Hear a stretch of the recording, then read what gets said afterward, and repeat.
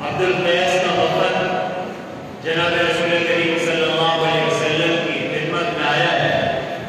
تو اس نے آ کے عرض کیا یا رسول اللہ بیننا و بینک ھذا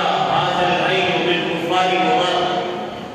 ہمارے اور آپ کے درمیان یہ کفار مضر کا قبیلہ ہے، اس لیے ہم روز روز ہر وقت آپ کے پاس نہیں آ سکتے، ہم اگر آئیں گے تو آپ کے پاس حرمت والے مہینوں میں آ سکتے ہیں۔ ظاہر حرمت والے مہینوں میں چاہے وہ کافر بھی ہیں، مضر کے کافر، تو اس مہینے کا پاس وہ بھی رکھتے ہیں، ہماری لڑائیاں اور جھگڑے بند ہو جاتے ہیں، جنگیں بند ہو جاتی ہیں۔ تو محرم کا مہینہ ان مہینوں میں سے ہے، حرمت والے مہینوں میں، کہ جن کا پاس کفار ہی رکھا کرتے ہیں، جس کا ادب اور احترام کافر لوگ بھی کیا کرتے ہیں۔ اس کے اندر جھگڑے نہیں، فساد نہیں، جنگیں نہیں، بلکہ سیخ پائی ہو جاتا تھا، لڑائیاں بند ہو جاتی تھیں۔ تو اس مہینے میں جناب رسول کریم صلی اللہ تعالیٰ علیہ وسلم نے مسلمانوں کے حوالے سے کوئی حرمت کے احکام باقی رکھے ہیں جو پہلے سے چلے آئے ہیں، اور خاص طور پر اس مہینے میں حضرت عمر رضی اللہ تعالیٰ عنہ کی یکم محرم میں وفات شہادت ہو رہی ہے، سیدنا حسین رضی اللہ تعالیٰ عنہ کی شہادت 10 محرم کو ہو رہی ہے۔ حضرت حسین رضی اللہ تعالیٰ عنہ کی شہادت کی وجہ سے اس مہینے میں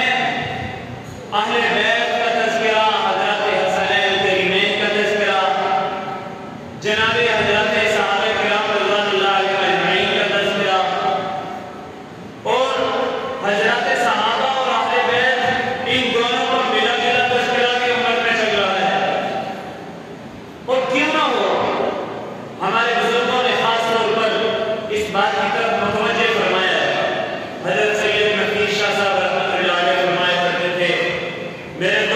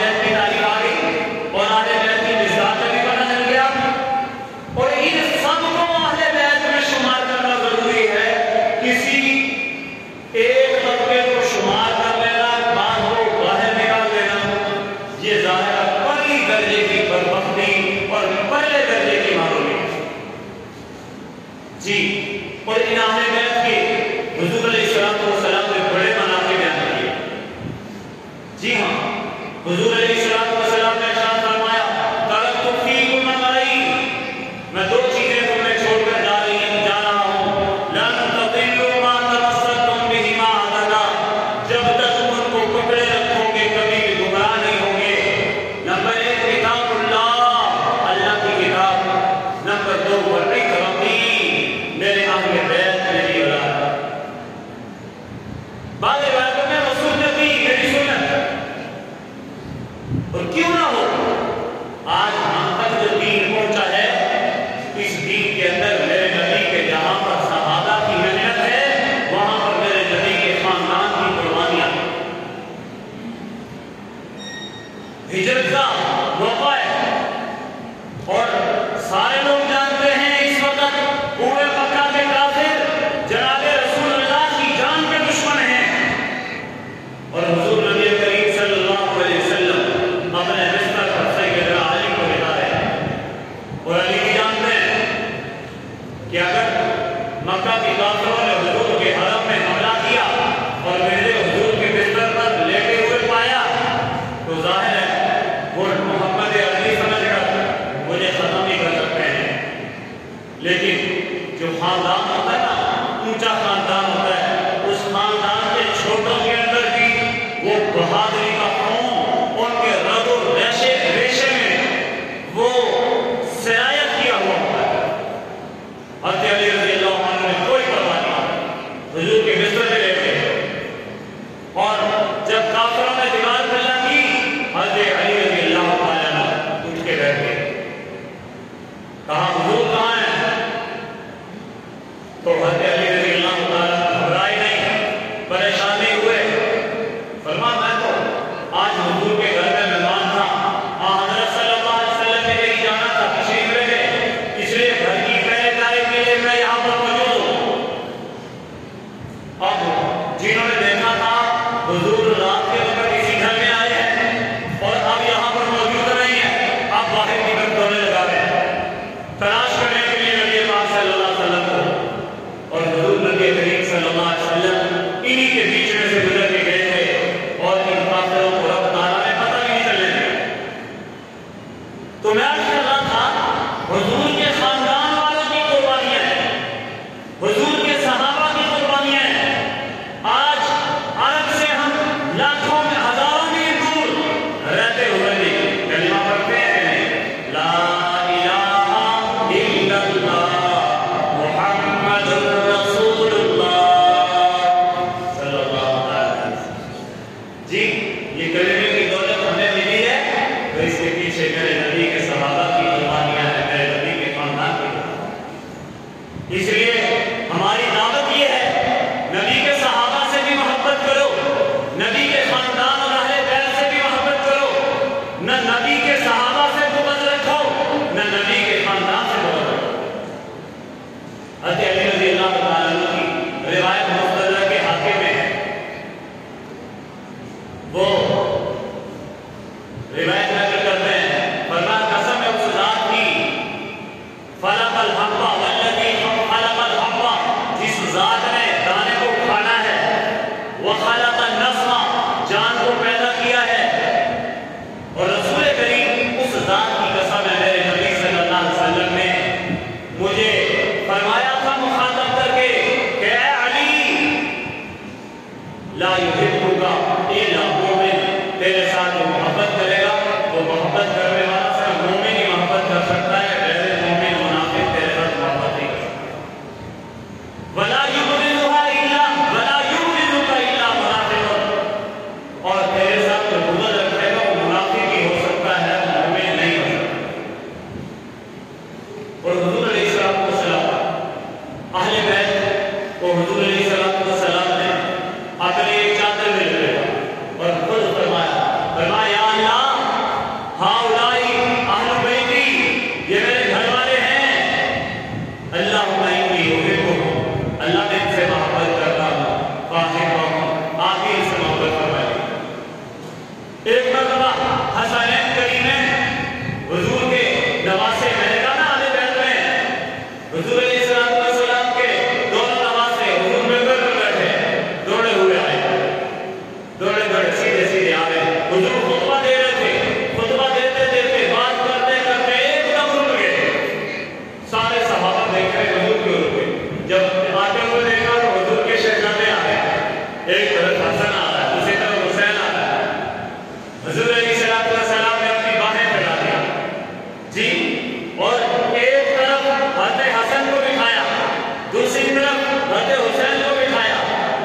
فرمایا اللہ اللہ میں اسے محبت کرتا ہوں فاحبہما، اللہ آپ بھی اسے محبت کیجئے فاحب من احبہما، اللہ جو ان سے محبت کرے آپ بھی ان سے محبت کیجئے۔ جی ہاں، حضرت شداد رضی اللہ تعالیٰ نبی کریم صلی اللہ علیہ وسلم کے صحابی ہیں، وہ فرماتے ہیں مغرب یا عشاء کی نمازوں میں سے ایک نماز تھی،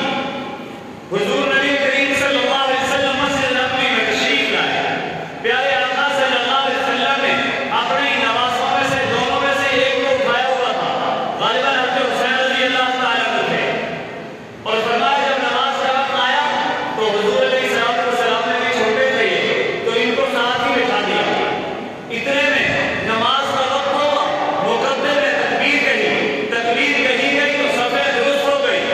اب جب تکبیر مکمل ہوئی تو حضور علیہ السلام نے تکبیر تحریمہ کہنے کے بعد پیارے آقا صلی اللہ علیہ وسلم نے نماز شروع کر دی، پہلی رکعت حضور علیہ السلام نے مکمل جی، حضور علیہ السلام رکوع سے سجدے میں چلے گئے، پہلا سجدہ کیا، سجدے کے بعد بیٹھ گئے، دوسرا سجدہ کیا تو اب یہ سجدہ بہت لمبا، اب کہتے ہیں حضرت شداد کہتے میرے دل میں کوئی وسوسہ پیدا ہوا، کہیں ایسا تو نہیں ہے کہ نبی کریم صلی اللہ علیہ وسلم کی روح پرواز کر رہی ہو، کہیں جان نکل گئی ہو اور ہم حضور علیہ السلام کی ابتدا میں سجدے میں پڑے ہو، کہا یہ وسوسہ ہو گیا ہے، یا میرے دل میں خیال آیا ایسا نہ ہو کہ حضور پر وحی کا سلسلہ شروع ہو گیا ہو، جبریل بھی وحی لے کے آ گیا ہو نماز کی حالت میں، فرمایا اسی حالت میں میرے دل میں خیال آیا تو اب اس کی وجہ سے میرے لیے سجدہ مشکل ہو گیا، میں نے سوچا کہ سر اٹھا کے دیکھوں تو صحیح رسول کریم صلی اللہ علیہ وسلم کیا کر رہے ہیں، کہ میں نے سر اٹھا کے دیکھا تو حضرت حسین حضور کے نواسے جن کو حضور علیہ السلام ساتھ لے کے آئے تھے اور نماز سے پہلے اپنے ایک طرف بٹھا دیا تھا، وہ محبت میں حضور علیہ السلام کے سر پہ سوار ہوئے، سر سے اوپر پشت پر سوار ہوئے اور جا کے حضور علیہ السلام کی پشت پر لپٹ گئے، حضور کے اوپر بیٹھے ہیں، اب حضور دیکھ رہے ہیں کہ آپ اوپر جائے اور پھر میں سجدہ ختم کروں، پھر میں سجدے سے سر بناؤں، کہاں اتنی دیر ہو گئی حسین اترے نہیں، حضور نے سجدہ ختم نہیں کی، کہاں اس کے بعد کافی دیر بعد حسین اپنی غلطی سے اترے، پیارے آقا صلی اللہ علیہ وسلم کو موقع ملا، پیارے آقا صلی اللہ علیہ وسلم نے سجدے سے سر اٹھایا، اپنی نماز مکمل کی، حضرات صحابہ نے عرض کی اللہ کے نبی آپ کا وہ سجدہ بہت طویل ہو گیا تھا، کیا معاملہ تھا، کیا وحی آ گئی تھی یا ہمارے دل میں کوئی خوف آ گیا تھا، کہیں اللہ کا حکم قضا ہے آپ کی کہیں روح پرواز نہ کر جائے، حضور نے فرمایا کل ذالک لم یکن، ان دونوں میں سے کچھ بھی نہیں تھا، نہ وحی آئی تھی نہ روح پرواز کر رہی تھی، بلکہ میرا یہ شہزادہ نماز کی حالت میں سجدے کی حالت میں میرے کندھوں پہ سوار ہو گیا تھا اور میں نے یہ مناسب نہیں سمجھا کہ جناب میں اتر جاؤں حتیٰ یقضی حاجتہ، یہاں تک کہ اپنا دل خوش کر دے، جی تو یہ حضرات حسنین کریمین اللہ نے یہ شان رہا، نبی کریم صلی اللہ علیہ وسلم نے ان کو یہ اعزاز اور اتنی بلند شان عطا کیا، ہمارے یہاں وہ جناب کوئی بچہ نماز کی حالت کے قریب آ جائے تو بڑے چھوٹے کیا سمجھانا شروع کرتے ہوئے ادھر ہو جا وہ ہو جا، جی اور عام آدمی نماز پڑھتے ہوئے بچہ قریب لیا جائے غصے سے جھٹکے گا، لیکن پرواہ نہ ہے، میرے نبی صلی اللہ علیہ وسلم نماز کی حالت میں نہیں اپنے شہزادوں کو تکلیف نہیں پہنچا رہا، فرمایا میں نے یہ گوارا نہیں کیا کہ اس کو اجرت میں ڈال دوں، جلدی میں مبتلا کر، پھر حضور نے فرمایا ہما ریحان الحسن والحسین، ہما ریحان قائم من الدنیا، حسن اور حسین تو میری دنیا کے دو پھول ہیں، جی ایک حدیث میں جناب رسول اللہ صلی اللہ علیہ وسلم نے ارشاد فرمایا الحسن والحسین سیدہ شباب اہل الجنہ،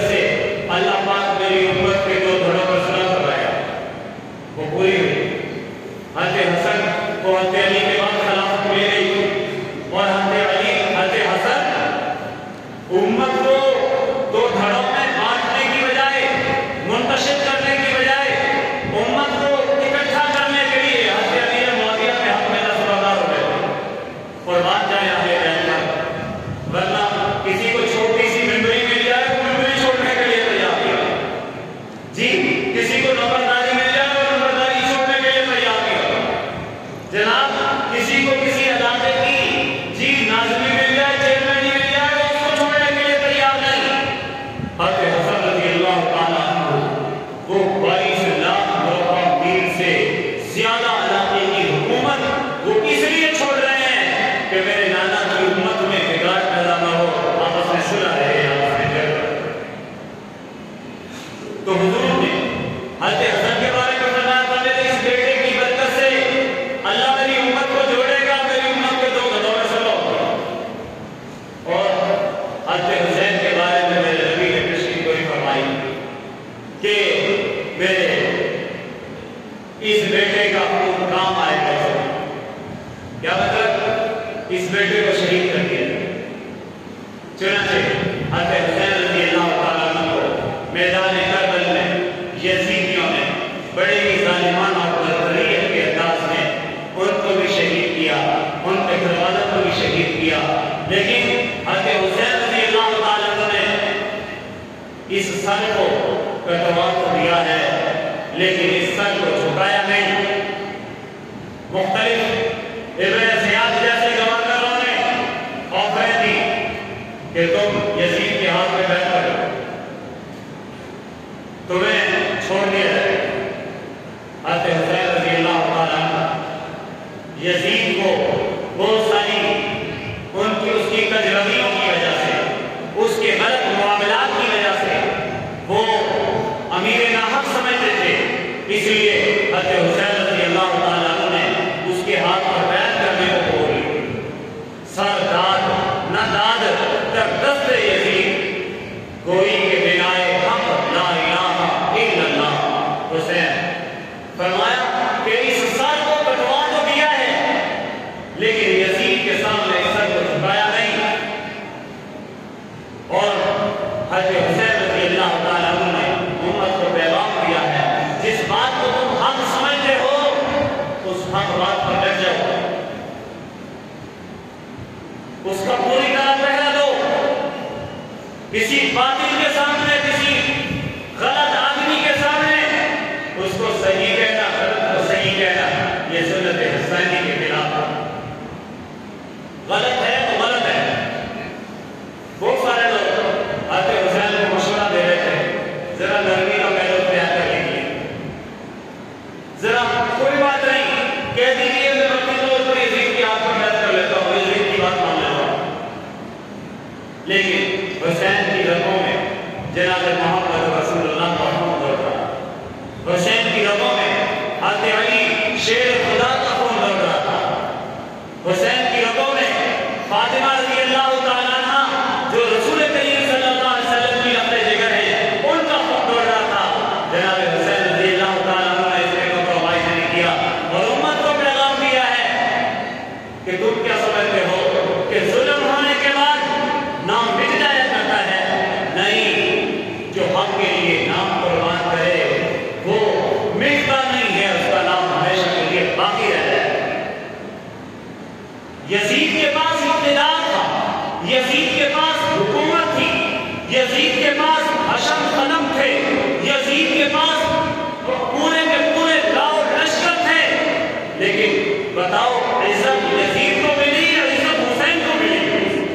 معلوم ہوا عزت حکومت میں نہیں ہے، اگر حکومت میں عزت ہوتی تو یزید کو عزت ملتی، حسین کو عزت نہ ملتی۔ آج بھی حسین کا نام لینے والے عزت کے ساتھ زندہ ہیں، حسین کا نام لینے والے حسین کا نام لینے کو فخر سمجھتے ہیں۔ معلوم ہوا اقتدار کرسی کی عزت نہیں ہے، عزت تو اللہ کے حق پر ڈٹنے میں عزت ہے، رسول اللہ صلی اللہ علیہ وسلم کی منشا کو سمجھنے میں۔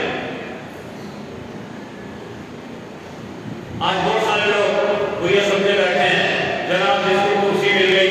اس کو عزت حاصل ہے، اللہ بہت سارے لوگ کرسی دے کر بھی ذلیل کر رہے ہیں جی۔ اور مقامات عمل جب شروع ہوتا ہے، یقین جانے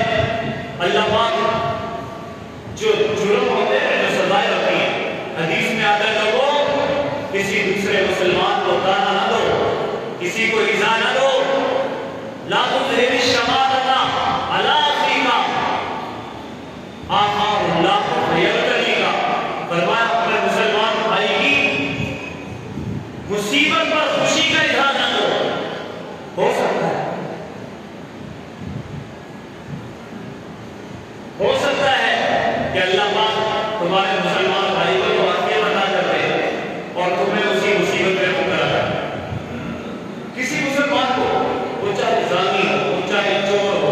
وہ چاہے ڈاکو ہو، وہ چاہے لٹیرا ہو،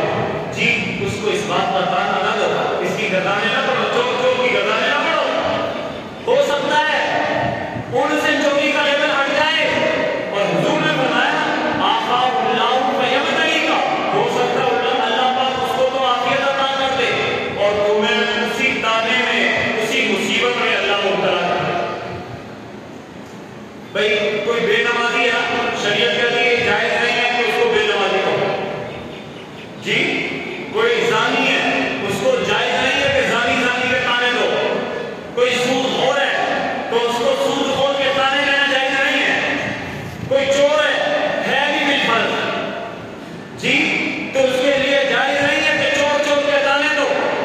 اور تم مسجد نبوی کا ادب بھی نہ کرو، مسجد نبوی کا احترام بھی نہ کرو، وہاں پر بھی اسی نعرے کو لگانے کے لیے لوگوں کو بھیج دو۔ آج میں سمجھتا ہوں یقین جانو اللہ پاک اپنے نبی کے بارے میں بڑے ڈرتے ہیں، اپنی کوتاہی کے اپنے بارے میں اللہ غفلت کو برداشت کر لیتے ہیں، لیکن اللہ اپنے نبی کے بارے میں غفلت کو برداشت نہیں کرتے، اپنے نبی کے بارے میں بے ادبی کو برداشت نہیں کرتے۔ پچھلے دنوں حضور علیہ السلام کے روزہ عرفات پر جی بعض لوگوں نے ہمارے پاکستانی حکمران وہاں پر عمرہ کرنے کے لیے گئے یا وہاں پر زیارت کرنے کے لیے گئے، وہاں پر چور کے نعرے لگائے۔ ہم اس وقت بھی کہتے بے غلط ہے، وہاں کی بے ادبی کی مار پڑتی ہے، مکافات عمل برے عمل کی سزا ملتی ہے۔ آج وہی لوگ کسی درگاہ پر بازار پر گئے، لوگوں نے وہاں پر چور کے نعرے لگا دیے۔ مجھے حضور کی حدیث یاد آئی کہ حضور نے فرمایا تھا لوگوں کو ان کی برائیوں کے تانے نہ دو، کہیں ایسا نہ ہو کہ اللہ ان کو تو نجات دے دے، جس مسلمان کو تم تانے مار رہے ہو اللہ اس کو اس مصیبت سے نکال دے اور تمہیں اس مصیبت میں مبتلا کر دے۔ آج پورا پاکستان تمہیں چور کہہ رہا ہے۔ جناب حضرت حسین رضی اللہ تعالیٰ عنہ کی نماز کر رہا تھا، جناب حسین رضی اللہ تعالیٰ عنہ نے امت کو پیغام دیا، یزید جیسا ظالم تھا لیکن حضرت حسین رضی اللہ تعالیٰ عنہ کی زبان سے اس کو ڈیگریڈ نہیں کیا گیا کہ اس پہ حسین ہے، اس کے معاملے کو اللہ کے حوالے کر دیا گیا۔ حضرت حسین نے اپنی کارکردگی پیش کی ہے، یزید کے ظلم و بربریت کو ظلم کی گردان کر کے یزید کو بے نقاب نہیں کیا، اس کا معاملہ اس کے حوالے ہے۔ حضرت حسین نے ہمیں پیغام دیا کہ جو ظلم کرے اس کا معاملہ اس کے رب میں ملے گا، رب اس کے ساتھ اس کو ظلم کی سزا دے گا۔ لیکن ہمیں ہمارا کام یہ ہے کہ ہم اپنے کردار کو پیش کریں، ہم اپنی کارکردگی کو پیش کریں۔ آج اپنی کارکردگی کو لوگ پیش نہیں کرتے، خود 4 سالوں میں کیا کیا ہے اس کا نام نہیں لیں گے جی، لیکن دوسروں کے بارے میں کیچڑ اچھالیں گے۔ اور حضرت حسین رضی اللہ تعالیٰ عنہ کے اس واقعے میں حضرت حسین نے اپنا کردار پیش کیا ہے، اپنی کارکردگی پیش کی ہے۔ فرمایا میں حسین ابن علی ہوں، میں جناب رسول اللہ کا نواسا ہوں، میرا بھائی وہ ہے جس نے اس امت کو جوڑنے کے لیے قربانی دی تھی۔ امیر معاویہ اور حضرت علی رضی اللہ تعالیٰ عنہ کے گروہ آمنے سامنے تھے، اور ان دونوں گروہوں کو آپس میں جوڑنے کے لیے، ان کے اندر صلح کرنے کے لیے حضرت حسن نے 22 لاکھ مربع میل کی حکومت چھوڑ دی تھی، امت کے اندر زور پیدا کرنے کے لیے۔ یزید کو پیغام دے دو، آج محمد رسول اللہ کا نواسا آج بھی توڑ نہیں چاہتا، لڑائی نہیں چاہتا، جنگ نہیں چاہتا۔ مجھے اگر راستہ دے دو کسی محاذ کی طرف، میں کسی میدان جنگ میں جہاد میں جانے کے لیے تیار ہوں۔ تم اپنی حالت میں رہو، میں اپنی حالت میں اپنے رب کے سامنے جا کے سر ہو جاؤں، یا مجھے واپس مکہ جانے دو، یا مجھے خود براہ راست یزید سے جا کرنے پر ڈاک کرنے دو، بات کرنے دو۔ لیکن ظالموں نے یہ موقع نہیں آنے دیا۔ حضرت حسین رضی اللہ تعالیٰ عنہ کا راستہ روکا، لیکن حضرت حسین رضی اللہ تعالیٰ عنہ نے جب دیکھا کہ جناب وہ میرے ان 3 آپشن کو جو معقول قسم کے راستے تھے ان کو اختیار نہیں کیا گیا، ان کو قبول نہیں کیا گیا، تو حضرت حسین نے سر جھکانے کا راستہ اختیار نہیں کیا، سر کٹانے کا راستہ اختیار کیا ہے۔ اور اس میں حسینی کے اندر امت کے لیے ایک رہنما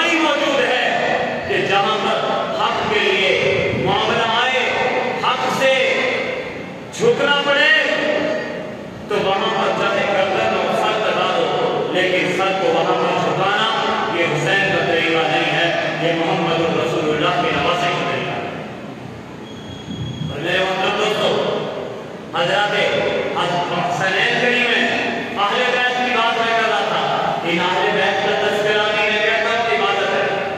حضرات صحابہ بھی اللہ کے پیارے ہیں، ان کا تذکرہ بھی عبادت ہے۔ آج تو معاشرے میں حضرات صحابہ اور حضرات اہل بیت کو آپس میں لڑایا جاتا ہے، لیکن میں تو مان جاؤں حضرات صحابہ کا، خدا کی قسم حضرات صحابہ اہل بیت کو حضور کے خاندان والوں کو عزت سے بٹھایا۔ حضرت عمر فاروق رضی اللہ تعالیٰ عنہ کا زمانہ، حضرت عمر فاروق کے بیٹے عبداللہ بن عمر اور حضرت حسین کی عمر برابر تھی، دونوں آپس میں کھیل رہے تھے، کھیلتے کھیلتے آپس میں جھگڑا ہو گیا، آوازیں اونچی ہو گئی، حضرت حسین اونچی آواز سے بولے تو ظاہر ہے حضرت عبداللہ بن عمر بھی اونچی آواز سے بولے۔ حضرت حسین ظاہر وہ نانا کا خون تھا، جلال میں آئے، چپ کر، آواز کو آہستہ کر، تو بھی میرا غلام ہے، تیرا باپ عمر بھی میرا غلام ہے، اور غلام ہو کے میرے سامنے اونچی آواز سے بولتا ہے۔ عبداللہ بن عمر نے آگے کوئی بات نہیں کی، لیکن ادھر ادھر دیکھا تو ہم سارے اس کے ہمجولی دوست تھے، اور یہ امیر المومنین کا بیٹا ہے، حضرت عمر کا بیٹا، وہ عمر جس کی حکومت 22 لاکھ مربع میل سے زیادہ ہے، علاقے پر ہے۔ غصہ تو آیا امیر المومنین کے بیٹے کو، ایک عام آدمی وہ یہ کہے، ظاہر حضرت حسین عہدہ تو نہیں تھا، کوئی حکومتی منصب تو نہیں تھا، لیکن نسبت بڑی اونچی تھی۔ اب کسی جوش میں آئے، اپنے ابا کے پاس حضرت عمر کے پاس گئے، کہا ابا جی، رونے لگے، کہا میں آپ عجیب امیر المومنین ہیں، میں آپ کا بیٹا ہوں، جب سے جگر ہوں، مجھ سے آج حسین کی لڑائی ہوئی، اور حسین نے کہا چل چل چپ کر، تو بھی میرا غلام ہے، تیرا باپ بھی میرا غلام ہے، اور غلام ہو کر ہمارے آگے اونچی آواز سے بولتے ہو۔ جی حضرت عمر نے کہا باقی کہاں ہے، کوئی گواہ ہے؟ حضرت عبداللہ بن عمر فوراً اپنے دو چار ساتھیوں کو لے آئے، سب نے کہا ہاں جی ہاں جی، حسین نے کہا ہے تو بھی میرا غلام ہے، تیرا باپ عمر بھی میرا۔ حضرت عمر نے گواہ کو کہا ٹھیک ہے تم جاؤ۔ حضرت عبداللہ بن عمر اپنے بیٹے کو کہا ایسا کرو، بتاؤ یہ معاملہ عام معاملہ نہیں ہے، ادھر سے حضور کے نواسے کا معاملہ ہے، میں ایک کاغذ قلم دیتا ہوں تمہیں، تم جا کے کہو حسین سے کہ حسین تم نے مجھے کہا ہے نا تم غلام ہو، میرے بھی غلام ہو، تمہارا باپ بھی میرا غلام ہے، اس کو لکھ کر دے سکتے ہو؟ کہا ٹھیک ہے۔ اب حضرت عبداللہ بن عمر کے ذہن میں یہ تھا ان سے میں لکھوا کے لاؤں گا، اور ابا جی کہیں گے دیکھ لو تم نے تو اقرار کر لیا اپنے جرم کا، اور تم نے حتق کیا، توہین کی ہے خلیفہ کی، اس لیے سزا دیں گے۔ حضرت عبداللہ بن عمر دوڑے دوڑے گئے، حضرت حسین سے کہا حسین تم نے مجھے غلام کہا، میرے باپ کو بھی غلام کہا؟ ہاں بالکل کہا۔ وہ ڈرنے والے کہا اس کو لکھ کے دے سکتے ہو؟ لاؤ، فوراً لکھ دیا، میری حسین عبداللہ بن عمر سے لڑائی ہوئی اور میں نے سب کہا ہے تو بھی میرا غلام ہے، تیرا باپ بھی میرا۔ جی اب عبداللہ بن عمر نے خوش ہو جائے، فرد جرم عائد ہو جائے، جی عدالت میں طلب کیا جائے گا کہ تم نے امیر المومنین کی توہین کی ہے، پھر سزا ملے گی۔ جی اور عام طور پر بچوں کو خوشی ہوتی ہے نا، میری اس سے لڑائی ہوئی اور استاد جی نے اس کو بڑی 50 روپیہ لگا دیا، جی اور اس کو برا بھلا بھی کہا ہے، اور یہ بھی کہا ہے ادھر سے تمہیں مدرسے سے نکال دیں گے، بچے خوش ہوتے ہیں۔ جی عبداللہ بن عمر بھی دوڑے دوڑے جائے،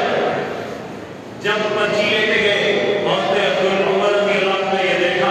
حضرت حسین نے یہ لکھا ہے، اسی پرچی کو اٹھایا، بوسہ دیا، ماتھے پہ رکھا اور اس کو بڑے ادب و احترام سے لپیٹا اور بند کیا اور کہا بیٹا اس پرچی کو سنبھال کے رکھو، اور یاد رکھو جب میری وفات ہو جائے اور میرا جنازہ تیار ہو جائے، کفن دے دیا جائے اور مجھے نہلا دھلا دیا جائے، کفن پہنا دیا جائے،